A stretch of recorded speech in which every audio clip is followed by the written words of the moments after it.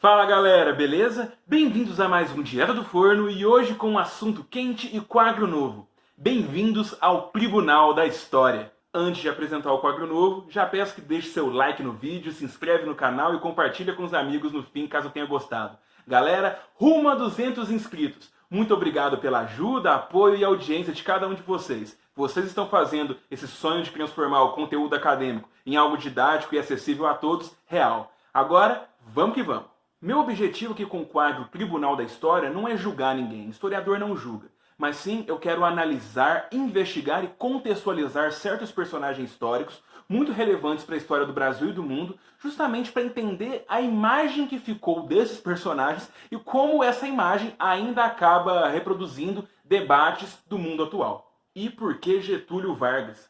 Galera, o cara governou 18 anos. Ele deu 2 golpes, inclusive do próprio governo. Ele foi chefe de governo provisório, eleito indiretamente depois, virou ditador, e depois de tudo isso, nem exilado, nem preso o cara foi. Ele depois, inclusive, virou presidente eleito, constitucionalmente, com quase 50% dos votos. Ele passou por 3 constituições. O cara ainda mudou completamente a organização do Estado brasileiro, o jeito que a gente vê a sociedade, o jeito que a economia do Brasil foi. E tudo isso, claro, para o bem e para o mal. E é por isso que é impossível a gente estudar a história do Brasil, falar das coisas de hoje, sem citar o governo e o legado de Getúlio Vargas. Getúlio Vargas nasceu em 1882 em São Borja, no Rio Grande do Sul. Sua família era estancieira, criava e vendia gado, e assim ocupava um lugar na aristocracia gaúcha. Seu pai, ex-militar, tinha inclusive lutado na Guerra do Paraguai. Quando a República veio, eles inclusive começaram a se meter com a política e do então Partido Republicano Rio-Grandense, que iria surgir e ia acabar tendo uma grande força no Rio Grande do Sul, obviamente. Getúlio Vargas era um menino recluso, estudioso e que parecia que não ia dar para a política. Getúlio Vargas vai passar por 2 formações enquanto cresce. A primeira, na escola militar, ele vai ganhar a patente de sargento e vai conhecer outros 2 jovens militares, Góes Monteiro e Eurico Gaspar Dutra. E a história deles a gente já vai falar porque vai envolver mais coisa. A segunda formação, quando ele sai do exército, vai ser justamente na Escola de Direito de Porto Alegre, onde ele vai acabar virando bacharel em Direito, vai se casar e ainda vai estar em contexto com as ideias positivistas que naquele momento da política gaúcha era representada por Júlio de Castilhos, o chefe do Partido Republicano Rio-Grandense e talvez um dos maiores inspiradores da política de Getúlio Vargas. A herança positivista em Júlio de Castilhos é gigante, mas principalmente na sua visão de Estado, que deveria ser centralizado e, quando não, autoritário. Júlio de Castilhos não cedia à política, porque a política, na visão dele, era você pegar um interesse coletivo e dar na mão de interesses privados. Dessa forma, o Estado, através de gestores virtuosos que entendem as necessidades da nação, do Estado ou da administração naquele momento, que devem, na verdade, levar a sociedade ao progresso, ao desenvolvimento. Olha essas ideias na cabeça do jovem Getúlio Vargas. E não era só na política isso. A ideia positivista estava presente em muitas obras intelectuais e principalmente no pensamento do exército. E eu já falei isso, tanto do positivismo quanto essa presença dele no pensamento militar. Tá aqui no card, só ver. Não tem jeito, Getúlio Vargas vai para a política. Filiado ao Partido Republicano Rio-Grandense, ele vira deputado estadual, deputado federal, e a projeção nacional que ele vai ter vai ser quando ele vai virar ministro da Fazenda de Washington Luiz em 1926, justo o presidente que ele vai derrubar. Getúlio Vargas, quando vai sair do ministério em 1927, é para virar presidente, que na época era o nome que se dava aos governadores, do estado do Rio Grande do Sul. E quando ele vai sair do governo do Washington Luiz, o presidente enche ele de lindas homenagens, falando que ele é um espírito de gestor público, um estadista, que iria ajudar muito o Brasil e o Rio Grande do Sul. Tolinho. E mais importante que entender a Revolução de 30, o papel de Getúlio Vargas chegando ao poder ou ele sendo chefe do governo provisório é entender o contexto. A gente não pode falar simplesmente que ele tinha ânsia de ser ditador e queria mandar em tudo. E acabou com toda a Primeira República, que era liberal. Naquele momento, galera, era quase um plano global, principalmente na Europa, pós-Primeira Guerra Mundial, pós-Revolução Russa e pós-crise de 29, que as democracias liberais não eram mais o melhor jeito de organizar a sociedade. A defesa da propriedade privada, naquele momento, era ambientado como um plano de desenvolver elites e deixava o povo à míngua. No Brasil era comum a frase que questão social era caso de polícia. E isso, ao mesmo tempo que aumentava a população urbana, as crises sociais e urbanas e o movimento operário anarquista, socialista e comunista deixavam uma grande demanda da população por novos jeitos de se organizar a sociedade brasileira. Dessa forma, Vargas vai acabar dando uma dinâmica nacional para os governos. Na Primeira República, a gente não pode falar que existia uma demanda nacional. Os partidos eles eram estaduais. Era o Partido Republicano Paulista, Mineiro, Rio-Grandense, Baiano, Paraibano. E agora, com Vargas, a dinâmica nacional e coletiva vai tomar força, o que engloba o Estado para responder mais efetivamente, realmente, às questões sociais e às demandas do povo. E nisso ele vai acabar pegando demandas difusas como o voto feminino, o voto secreto, e vai instituir isso na reforma eleitoral de 1932. Afinal de contas, era em tese para se ter eleições presidenciais em 34. Mas é importante falar aqui que essa mudança de intervenção do Estado, essa reforma eleitoral que está acontecendo, é tudo por decreto. Depois da Revolução de 30, não teve uma nomeação de governadores, um congresso atuante ou coisa do tipo, nem mesmo uma Constituição. A de 1891 tinha sido jogada no lixo. Dessa forma, vão começar protestos exigindo de Vargas o aceleramento para ter alguma Constituição no Brasil. Principalmente em São Paulo, onde a gente vai ter a mistura de petições constitucionalistas com aquela necessidade de um novo protagonismo para São Paulo, que na Primeira República acabava tendo um grande protagonismo na política brasileira. Dessa forma, Vargas então vai enfrentar a Revolução Constitucionalista de 32 em São Paulo e vai acabar vencendo nessa revolução. Porém, ele vai acabar cedendo e vai fazer a Assembleia Constituinte em 33, prevendo eleições presidenciais indiretas, ou seja, os deputados que votam em 34. Vargas vai concorrer e vai vencer. Mas como eu disse, a cultura política de Vargas não concilia bem com democracia. Ele odeia a Constituição de 34. Justamente porque ele acha que não vai responder às questões sociais naquele momento. Era um entrave, na verdade. Principalmente porque o Brasil estava cada vez mais radical e polarizado. Tínhamos duas instituições, a ANL, Aliança Nacional Libertadora, e a AIB, Ação Integralista Brasileira. Uma comunista e a outra integralista, um tipo de fascismo brasileiro, que ainda vai ganhar um vídeo aqui especificamente. Essas batalhas que eles faziam entre esses dois grupos eram realmente batalhas. Eles marcavam momentos na rua para brigar, um lado comunista e um lado integralista. E isso era uma polarização muito forte no Brasil naquele momento. Principalmente em 35, quando vai acontecer o Levante Comunista de Luiz Carlos Prestes e Olga Benário, que vai deixar bem claro para o Brasil que está tudo bagunçado. São muitas demandas sociais e tanto o governo de Vargas naquele momento quanto a Constituição de 34 não estão conseguindo resolver o problema. Não estão conseguindo dar estabilidade para o Brasil e principalmente na cabeça do Vargas. Não estava dando tanta liberdade para ele pegar o Estado, intervir e conseguir administrar racionalmente a sociedade. E para entender essa cabeça interventora de Vargas, tem que lembrar do que eu já falei, da influência positivista de Júlio de Castilhos desde jovem nele. Essa ideia também do tenentismo que vai fazer a governabilidade dele, que vai garantir alianças aos militares que ele tinha. Essas ideias que o Estado tem que intervir sim, centralizado para o progresso muito fortes. A conjuntura global, com Hitler na Alemanha, Mussolini na Itália, Delano Roosevelt nos Estados Unidos aumentando a intervenção do Estado, Francisco Franco na Espanha, Salazar com o Estado Novo em Portugal. Então, naquele momento, realmente, a moda era o Estado centralizado para resolver as questões sociais das sociedades.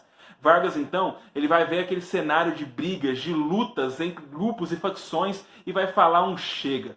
Vai acabar em 37 acontecendo o Plano Cohen. Uma ideia feita de um capitão naquele momento, o Olímpio Mourão Filho, que depois vai fazer grande parte no golpe de 64, que na verdade não era um plano, né? Ele vai falar que foi um plano comunista que falava na tomada do Estado lá em 1937. Na verdade, foi tudo inventado, mas Vargas vendeu aquilo como um grande plano comunista de tomada de poder, justificou um estado de sítio e deu o golpe em si mesmo e na Constituição de 34, que tinha 3 aninhos, para fazer um Estado autoritário, um Estado moderno, um Estado interventor, que iria acabar com as brigas entre a IB e a ANL e, principalmente, iriam levar o Brasil ao progresso. Bem-vindos ao Estado Novo. Esse é o grande ponto também. A ideia de um Estado novo, nessa busca por modernidade, não desrespeitava o capital privado, não desrespeitava nem as demandas mais sociais, mais esquerdistas. Vargas sempre foi um grande conciliador, um grande calculista político. Dessa forma, no Estado Novo, ele vai fazer algumas bases cercadas de pessoas leais a ele, vai acabar com o federalismo no Brasil que a gente ainda tinha, e vai fazer basicamente um Estado unitário. Inclusive, dá uma olhada nesse vídeo. Em uma pira é feita a cremação das bandeiras estaduais, que desapareceram por um dispositivo da nova Constituição para serem substituídas por uma só bandeira, a nacional. Queimaram as bandeiras. Sim, naquele momento tinha apenas um grande Estado, um grande ideal coletivo, um grande ideal nacional. Um Estado que iria conciliar os burgueses e os trabalhadores, queria fazer com que as classes ficassem organizadas sobre o grande pai dos ricos e dos pobres, Getúlio Vargas. Essa era a grande ideia que se tinha de Estado novo. Um Estado que iria alocar, através de uma burocracia muito bem treinada, os melhores recursos para que o Brasil conseguisse a modernidade e o desenvolvimento. Era o momento desse Estado interventor não apenas intervir para mexer em saco de café, por exemplo, como vocês aprenderam bem na escola. Era o momento do Estado alocar capital e fazer aliança com burgueses paulistas para a gente fazer uma grande campanha industrial. É o momento da gente achar petróleo no Brasil e fazer grandes campanhas de petróleo. Ainda não de petróleo nosso, mas ainda de refinaria de petróleo. É o momento realmente que a gente tem que abandonar esse legado patrimonialista que o Vargas falava, que a gente tinha no Brasil e corrupto, e fazer um Estado novo voltado para o progresso e também para todos. Para tudo isso funcionar, o Estado tinha que estar presente em tudo, com uma grande linha policial e uma grande linha cultural. Eram os dois braços do Estado Novo. A gente tinha o DIP, o Departamento de Imprensa e Propaganda, fazendo a hora do Brasil, aproveitando o boom do rádio, onde Getúlio Vargas poderia fazer notícias governistas e falar bem do próprio governo. Getúlio Vargas podia imprimir panfletos, e vocês podem ver, podem procurar onde vocês quiserem. Tinha uma grande produção de panfletos, de cartazes, com Vargas sempre aparecendo como um bonzinho, o pai de todos, uma cultura realmente paternalista, onde ele pegou justamente dos órgãos de propaganda da Alemanha nazista. Joseph Goebbels era um grande interlocutor e também inspiração para o DIP. Mas nem só de propaganda vive um regime. Getúlio Vargas vai armar bem uma polícia secreta inspirada na Gestapo e chefiada por Filinto Miller, um cara germanófilo pra caramba que vai matar muita gente e torturar mais ainda. Vão ser presos no momento do Estado Novo Monteiro Lobato, Graciliano Ramos, Jorge Amado, entre outros pensadores mais à esquerda. Monteiro Lobato nem de esquerda era, mas ele discordou do regime uma vez. Então, junto com a propaganda de você fazer um Estado moderno, um Estado industrial, um Estado que pegasse as questões sociais, você também tinha um grande braço armado. O Brasil vai ter mais de 10 mil presos políticos. O Brasil vai ter o seu próprio sistema de campos de concentração. E um dia vai ter até um vídeo sobre isso. Então são coisas que a gente tem que falar. Vargas foi um ditador. Claro, a gente não vai lembrar tanto disso, até porque Vargas investia bem em propaganda e sabia fazer conciliação muito bem. Não à toa, isso se inspira um pouco no fascismo, porque a ideia do fascismo de Estado corporativo, o Estado administrando todas as questões, é justamente para evitar essa luta de classes, essa briga entre facções e disputas políticas. Como eu já falei do Vargas aqui, Vargas odiava a política, como Júlio de Castilhos falava. Era necessário um Estado centralizado para fazer a modernização. E Vargas vai fazer isso muito bem, dando dinheiro para os industriais para fazerem a modernização industrial, gerar emprego, e também vai criar um Ministério do Trabalho, a Justiça do Trabalho, os fiscais do trabalho, vai fazer o salário mínimo, vai criar a consolidação das leis trabalhistas, que também vem de várias conquistas e demandas históricas dos movimentos trabalhistas, socialistas e comunistas. Ele vai também fazer um grande enfoque em garantir boas relações de trabalho e com os sindicatos. Os sindicatos vão nascer. Os sindicatos vão ter o imposto sindical que o sustenta, mas também só pode existir um sindicato e os sindicatos têm que estar debaixo da asa do Estado.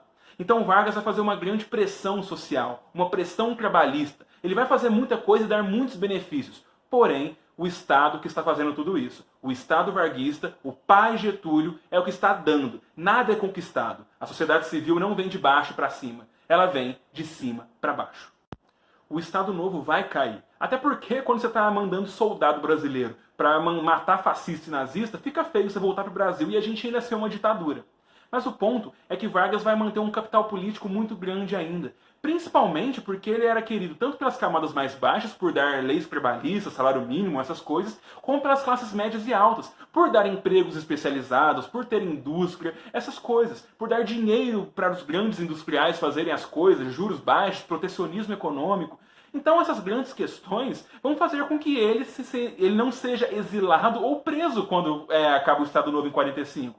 Ele vai ficar fora da política, recluso, claro, mas quando vai voltar a nova Constituição em 46, pós-Estado Novo, Getúlio Vargas estará lá, eleito senador, ele nem foi para a eleição e ele ainda assim ganhou votos em 7 estados, virou o político mais votado naquela eleição e ainda esteve presente na formação de 2 partidos políticos que foram principais naquela nova democracia. O PSD, o Partido Social Democrático, que era feito basicamente por políticos getulistas, interventores que governavam os estados naquele momento, e o PTB, o Partido Trabalhista Brasileiro, que era muito tocado por líderes sindicais, movimentos de trabalhadores. Então vejam, Vargas consegue tanto pegar essa burocracia interventora e fazer um partido, quanto as camadas mais baixas. Além disso, a UDN, a União Democrática Nacional, que vai surgir também mais liberal e conservadora, vai fazer uma grande oposição a Getúlio. Seja fazendo campanha ou seja odiando, Vargas ainda vai ter uma grande influência na nova democracia.